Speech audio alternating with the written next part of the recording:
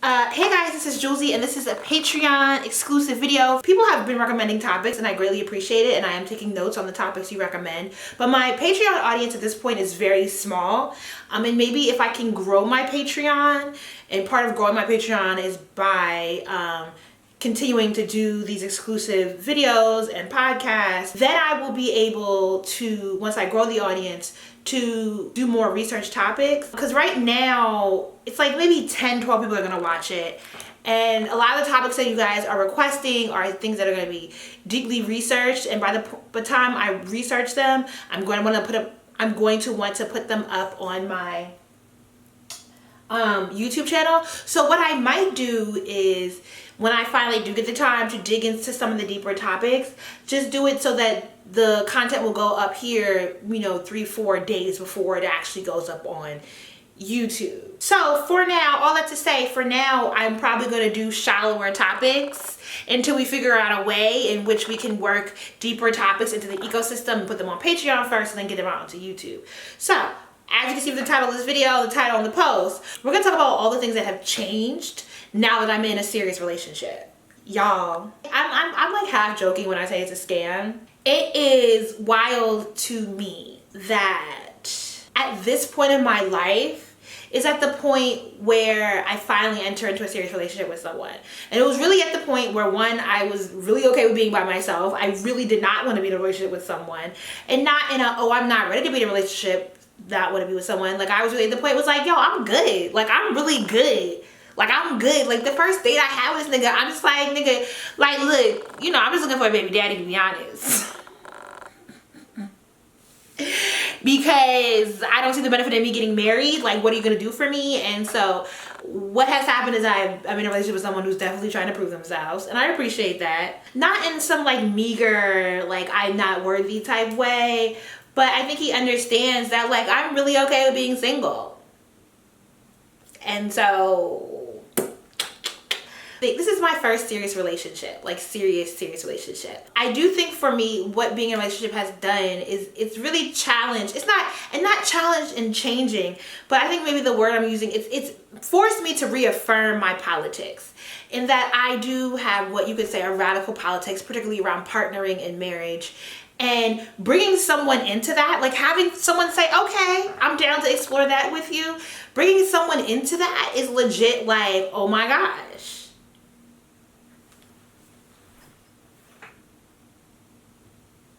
Like, I don't want to fuck up nobody else's life. Well, I had already thought through my politics. Like, I didn't land on these politics because I read them somewhere on Twitter or something and just ran with it. Like, I really do think through the ways in which I see the world, and I think through the ways in which I decide to live my life. So I had thought through my politics, but I understood, like, bringing someone else into that fold, and then having someone else, base part of their life now on my politics. It's really easy to have politics and you live them on your own, but to bring other people into that, and to bring people into that who are so willing to change for you, or evolve for you is probably the better word, it is kind of like, oh shit, because you realize that, like, the way you live, the way you believe, the way you live, there's not this large pool of people, there's not this huge support group of people that are going to be here to, like, help you through this moment or these moments.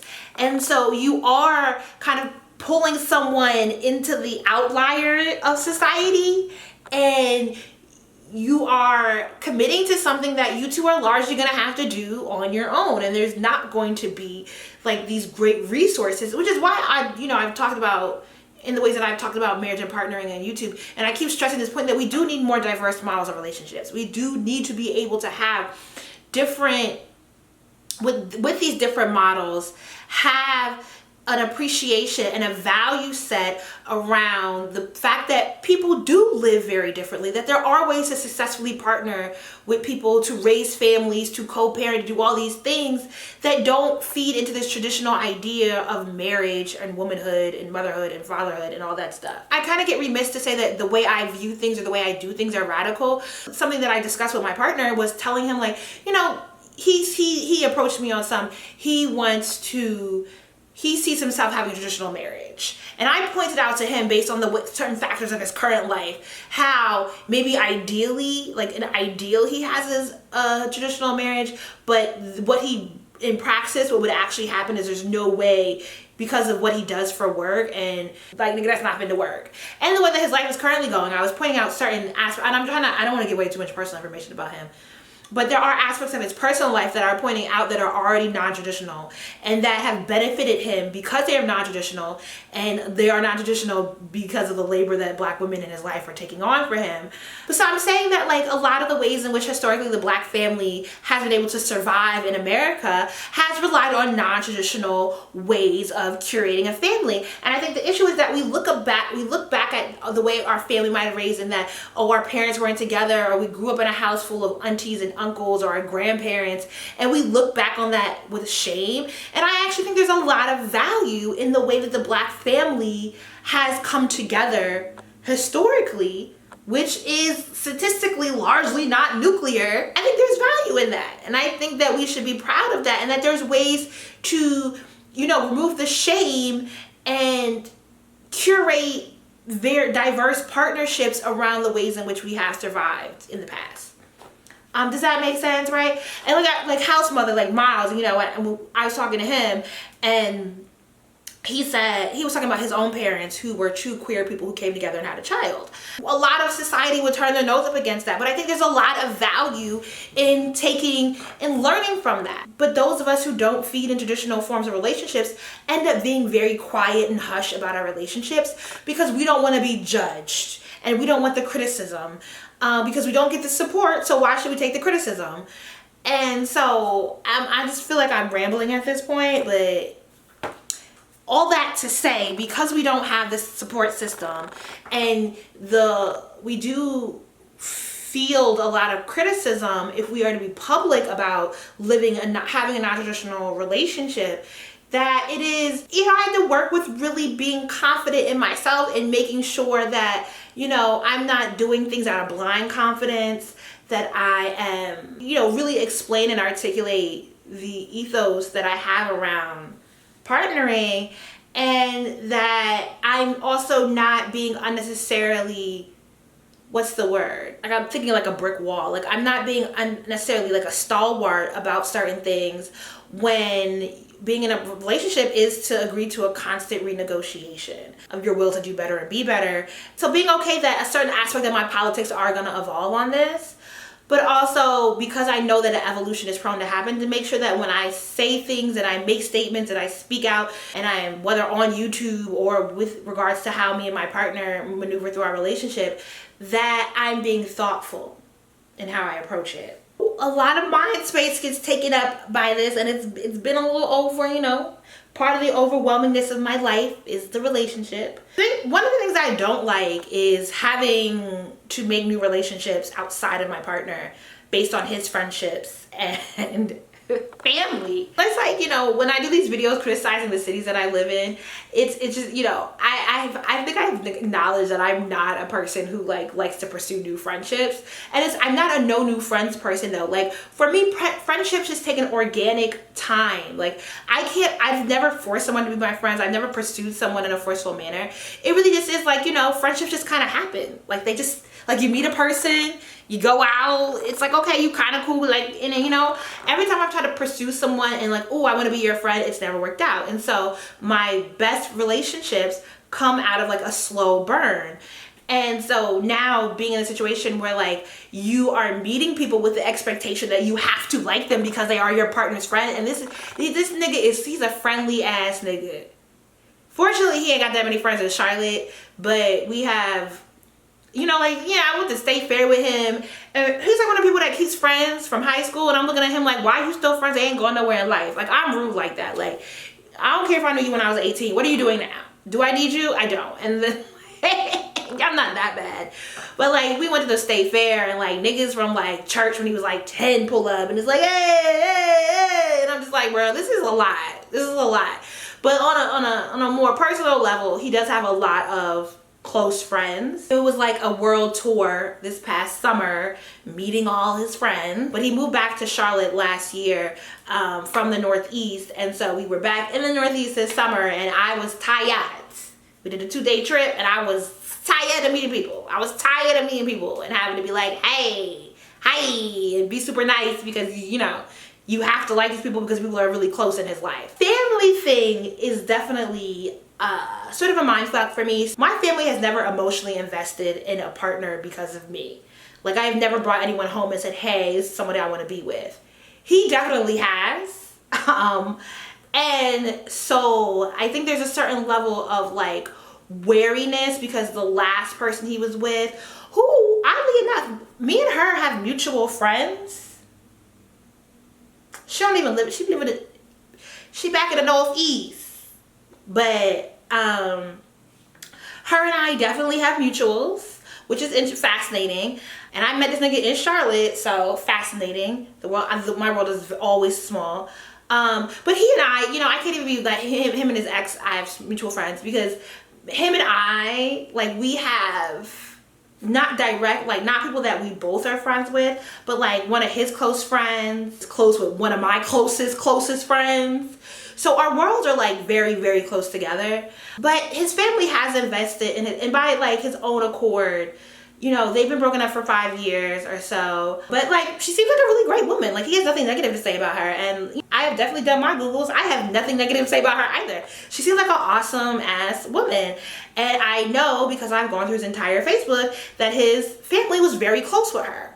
Like, extremely close with her. If by his own accord that the relationship ended because of him and not by anything she did, and because he wasn't shit at the time, and he still sees value in talking to her, then why wouldn't his family, especially like his siblings who invested a lot of time in her, still have some sort of relationship with her? And I was saying to the point, like, if my brother and his fiance broke up, and I would 120% blame it on my brother, okay? If him and Catrice broke up, I would still talk to Catrice. Me and Catrice, like, Catrice designed my Smart Brown Girl website for me. Like, you know, I would still work with Catrice. I really value her as a person.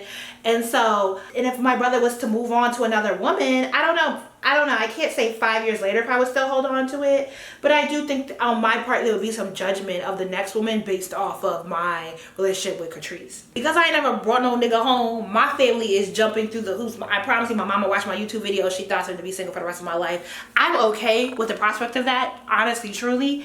But Trisha been stressed on the lowest of lows. She been keeping her mouth shut. She don't be bothering me about how she is stressed, but she was worried, okay? She was concerned, and my mama came up here. I met his family like 3 months ago. None of my family lives in the North Carolina area, so he's met my sister because we're always in Atlanta together. He's met my brother. My dad, oddly enough, is like, I'm not in a rush to meet this nigga. I'll meet him when I meet him. My mama, though, caught a flight. We planned this out like 3 months ago, so she finally came this past weekend.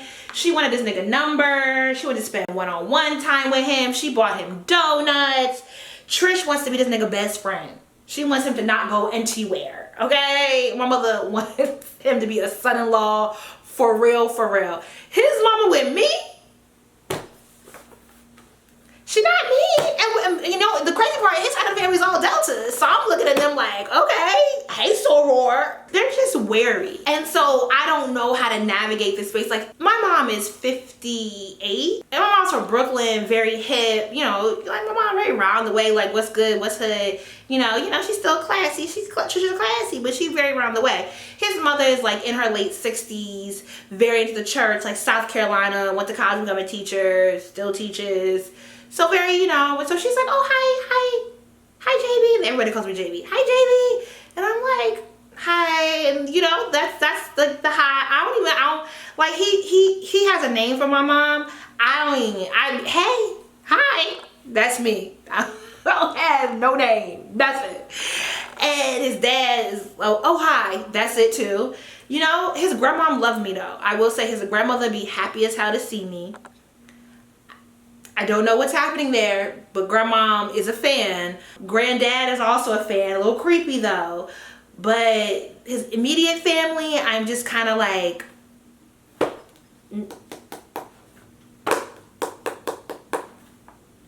I don't know what to do. I will say it's been interesting to see my friends' reactions. One, I try to be conscious of not constantly talking about this nigga because he's not the center of my world, and I do have other things going on. And it's been interesting to see my certain friends assume that I don't have time to talk to them anymore.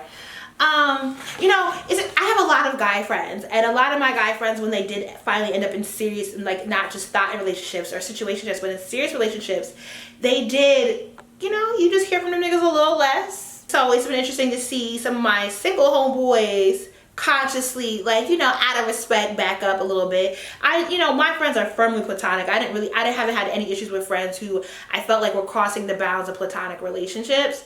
But I miss some of my friends, and I've had to hit my friends up and be like, hey, we can still talk. We could talk about, and I'm not judging you and your singleness either. I still love you, and you're still very important to me. And I'm not prioritizing this partnership over my friendships or other relationships. This nigga's special in a different way, but you special in a different way. And so I would like to maintain that specialness in my life because I need you hoes, okay? Don't leave me. But I've had to be very upfront with my niggas about don't leave me, okay? Just because a bitch ain't single no more. Don't leave me. I was thinking through, am I a feminist in the streets but not in the sheets? And I would have to say a resounding, I am not. I'm a feminist in the sheets, okay? I'm very proud of myself because I'm really thinking through that, what ways, aside from, there's maybe one thing, but I have to tell private information about him that I'm not finna share. But there's maybe one thing where I feel, where I am critical of him, and I have been to his face critical, but lovingly critical. And so I haven't given the full breadth of my opinion on this one matter in his life. You don't have to come down hard on everyone. And sometimes you have to give people grace, and you kind of give people the understanding and autonomy that they're adults and they can and will do better. That's the only thing where I could say maybe I've been a little bit more compromising in my politics.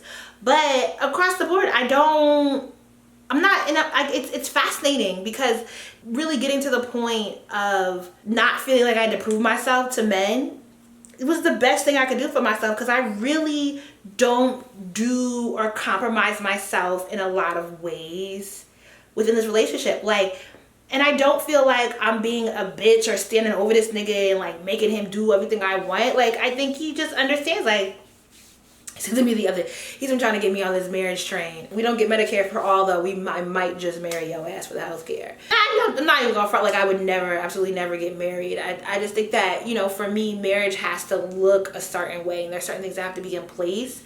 And I'm not fitting to bear the children and clean the dishes. That's not my ministry. Firmly, I really would like to co-parent. I want a week on, week off. All right? I want to be refreshed. I want childless summers and shit. Okay. I'm half fronting and I'm half not fronting. It's been wild that I have met someone who is so here with me. And there have definitely been disappointments and things we've had to talk through, but I never feel like I'm quieting myself or being less of myself in order to get the things that I want and deserve. I've had to definitely undo the negativity of Twitter. There are definitely, the ways that we talk about relationships on social media at large are just so unrealistic. There are just certain things that the ways in which you will compromise that you have to be okay with. It doesn't matter, somebody can't set the standard of how you compromise on Twitter. And there are things that you're gonna do because I'm a giver and I like to buy gifts for people and I like to do nice things. His birthday did happen to be before mine. Mine is in March, his was in August. This nigga lucked out, we weren't official. And actually he tried to do something for my birthday this year and I kind of snubbed him because we wasn't here yet. And I was like, nigga, I will see you in April. But for his birthday, because at this point we were serious, I did a lot for his birthday. Thinking about how, okay, what kind of money can I spend on him and what can I do for him?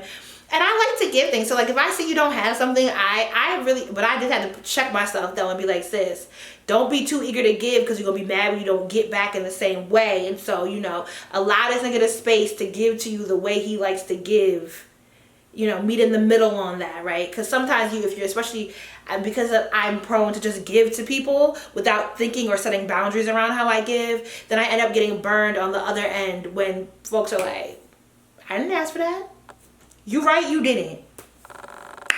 But undoing the Twitter ways in which Twitter informs you, oh, don't do this. And, because people are constantly the pick-me's of Twitter and then people are trying to go against the pick-me's. And even some of the ways that we you quiet and quail down the pick me rhetoric on Twitter, the ways that we talk about, oh, I would never do this, or I would never do that, or I did it, just, you have to let go of all that stuff. You cannot allow social media to set the standard of your relationship. And so, yeah, there are ways in which I had absorbed certain messaging from social media that I had to untether myself from. Getting in a relationship definitely sent me to therapy. Because I realized there were certain, now it's like, okay, these are functions of myself that I do need to work on. I don't like being vulnerable, and I had to consciously work on that. Time management. And it's not even things that have to do with a lot of like my emotional self, aside from the vulnerability, but like my time management, the way I compartmentalize my thought process, and the ways I overwhelm myself because of all the things I have going on, and the ways in which, our relationship takes up a lot of mental space for me. And the fear of allowing someone access to a part of me that I've never given to anyone. And so I definitely had to work on that, and I ended up in therapy, and I'm very grateful that I went. It really does expose the insecurities that I thought weren't serious insecurities. The ways in which that impacts how I interact with my partner. Like, I don't send him pictures a lot, and it's like, dang, you really I really got work to do on loving me and having body positivity. It's been a mind fuck to partner with someone at my fattest point. I tell you. He ain't done or said nothing wrong, but and it's not him doing anything. There's really nothing he does. Like, a lot of this stuff is just it's being triggered by him, but a lot of this stuff is just internal and having to work through it. And it's been real. And I think a lot of times we talk about partnering as if someone's going to complete you or simply make you better. But I think part of that, okay, maybe partnering with the right person does improve. It's an upliftment if you can partner with the right person. But part of that upliftment is also exposing some of your weaknesses. And I was not ready for that. That really threw me for a loop, that my insecurities would become so top of mind when I had someone who so willingly accepted me as I was. All right, this video is getting long. We're going to leave that at that. Leave me your thoughts. I don't know. Did you glean anything from this? Is there something that top of mind that came to mind? Comments really do help me. The engagement, the engagement's not going to help fund anything here. But the engagement helps me to part of this isn't always for me to come and be the person telling you how to think. I mean, I don't ever want to be the person telling you how to think. I try to be rooted as a person who inspires a conversation, not necessarily the person that's putting you on to something. The points y'all give back to me are very helpful. All right? I'll holla later. Deuces.